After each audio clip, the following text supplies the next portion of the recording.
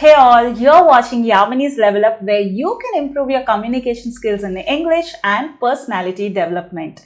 Today is day 5 of a 30-day English grammar course. I hope you watched all the previous videos so that you don't miss the flow. Have a look at these statements. I cooked dinner last night.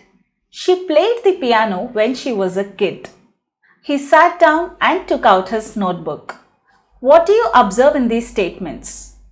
You are right. These are all actions that happened in the past. In today's video, we will completely understand the usage of simple past tense in our communication. The rule of simple past tense is subject plus V2. Wondering what is V2? Have a look at this. Talk, talked. Walk, walked. Turn, turned. See, saw. Give, gave.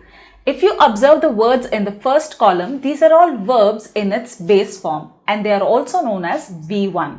We use this type of verb in simple present tense.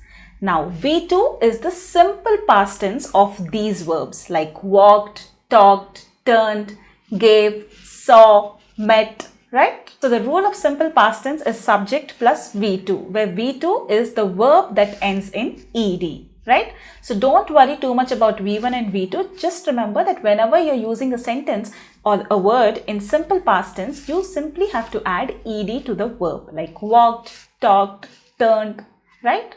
There are definitely some exceptions which I will be talking about as we progress in this video. Let us try to frame a sentence of a completed action in the past. I cooked. Let me add a time expression to it to make it sound more meaningful. I cooked yesterday. I went to a theatre last night. They played cricket last Sunday. Now, if you see these sentences, you are specifying a definite point of time. Isn't it? Like last night, yesterday, last Sunday, last year, right? So this is one form of simple past tense where you are specifying a definite point of time. Now let us see another set of examples. She played the piano when she was a child. I always finished my homework on time when I was a student. People lived in caves long time ago. Now these are all sentences with an indefinite point of time, and some of the commonly used time expressions are long time ago, when I was a student, when she was a child, right? So these are all completed actions in the past or habits in the past where you can use the rule of simple past tense. Now look at this set of examples. I visited my grandmother and stayed with her for 2 days. He arrived at 8 a.m. and checked into the hotel at 9 a.m.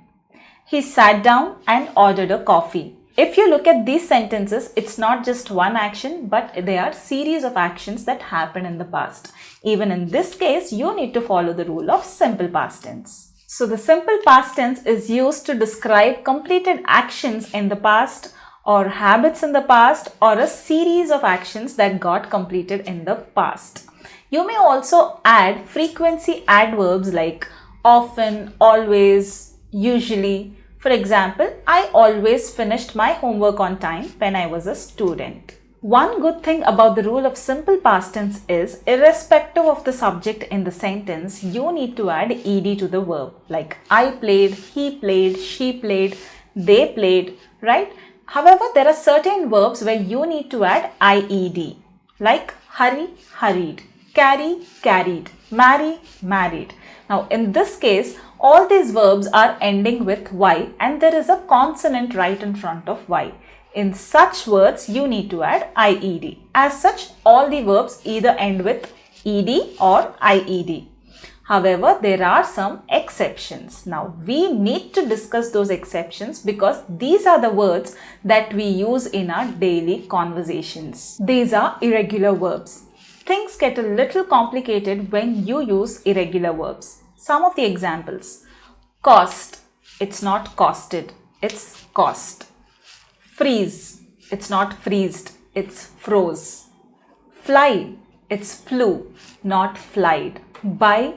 Bought. It's not buyed or brought. It's bought. Hang. No, it's not hanged. It's hung.